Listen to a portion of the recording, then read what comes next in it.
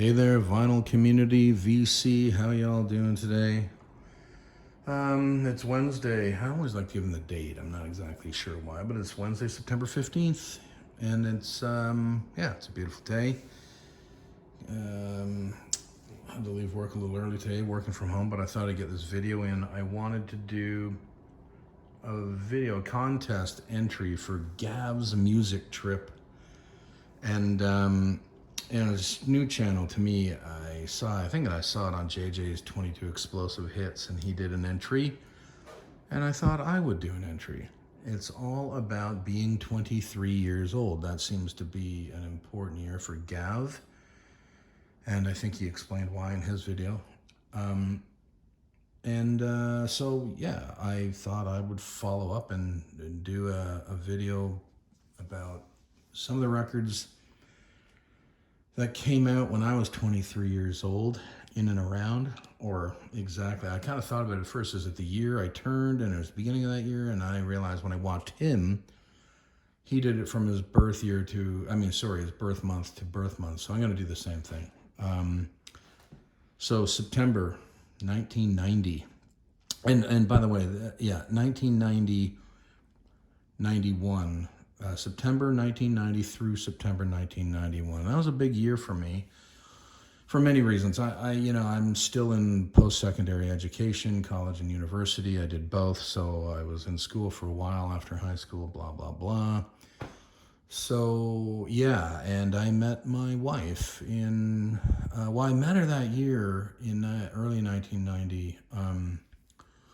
But we didn't start dating until, I believe it was June of 1991, and that's 30 years ago. Wow. We didn't get married until 2007, but we've been together since 1990, so that was a big year. 1991. June of 1991 is when we started dating. So September of 1990 through September of 1991. I mean, there is a whole host of amazing things that was going on at that time, as you can imagine, and I just pulled a few to chat about quick. So here we go. Again, September 1990 through September of 1991.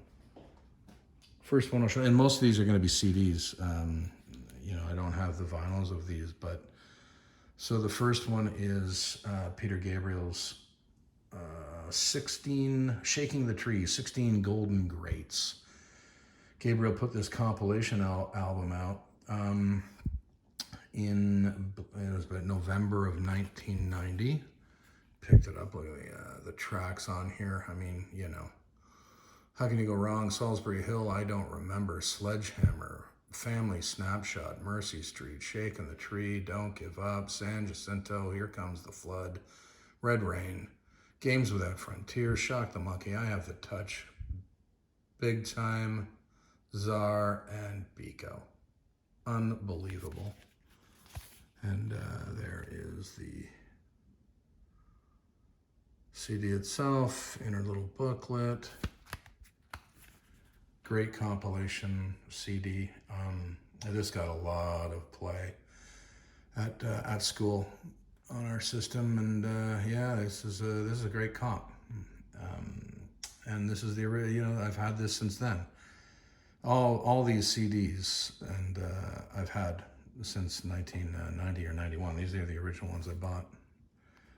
Anyway, that's the first one, Gabriel compilation, Shaking the Tree. All right. Well, this is another beauty. Well, they all are, let's be honest. April of 1991. Lenny Kravitz, Mama Said. This is his second studio record. A fantastic barn burner of a record. Just dynamite. I think this is when I got into him. I don't think I got into him until this. I don't think I would. Let Love Rule, I think, was his first one. Let's look, shall we? Yes, Let Love Rule. That was his first one, and but I didn't get into Lenny until this came out. But Fields of Joy, Always on the Run, Stand By My Woman, It Ain't Over Till It's Over. What a fantastic track that is. yeah, I mean, the whole record is fabulous, and great shot of Lenny there. Just a really basic, silver, kind of lame on the CD, I gotta tell you. I mean, I know it's still early days in CDs, but not really. People were doing some really great artwork on the CDs, and that's just not much of an effort by Lenny. But anyway, great record, April of 1991, Mama Said by Lenny Kravitz. Okay, we're getting into the heavy hitters. Real big heavy hitters.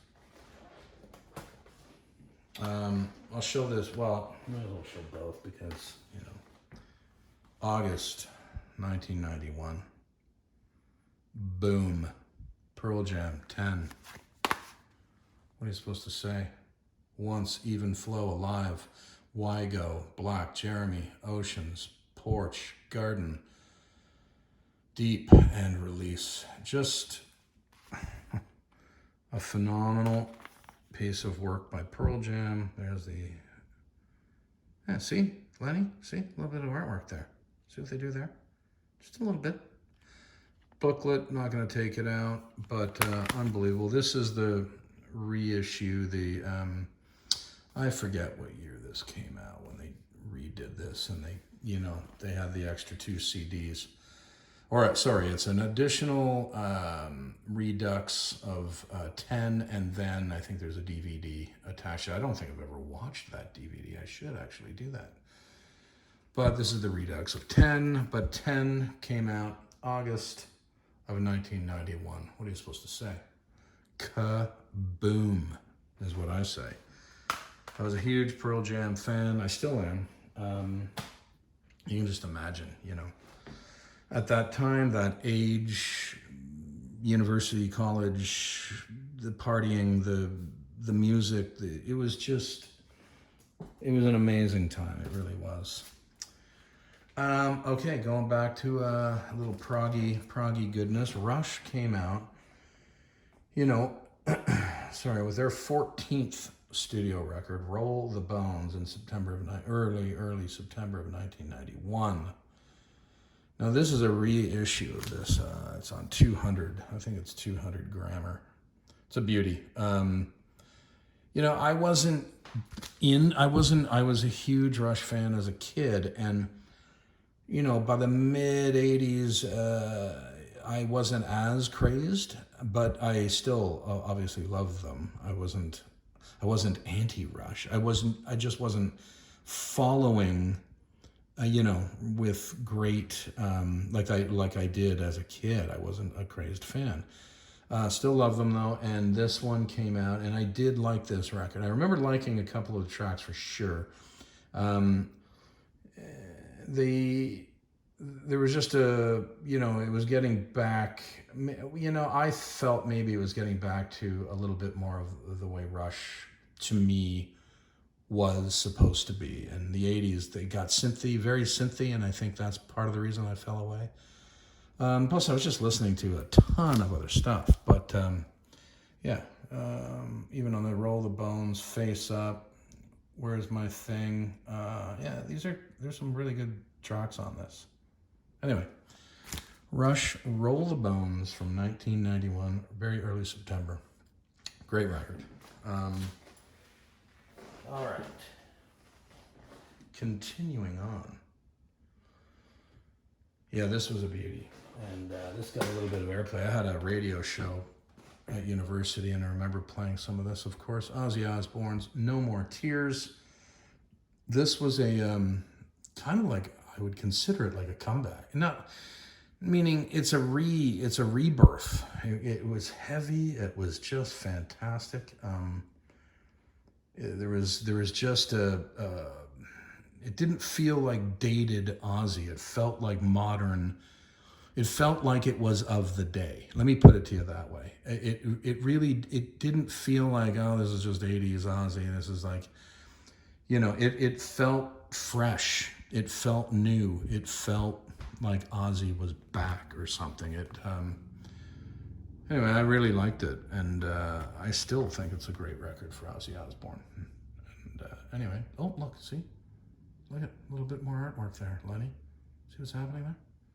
It's not just silver, you incorporate a little bit of art into the, anyway, I'm going to go on and on about that. Yeah, another one from September of 1991. Great record, fantastic.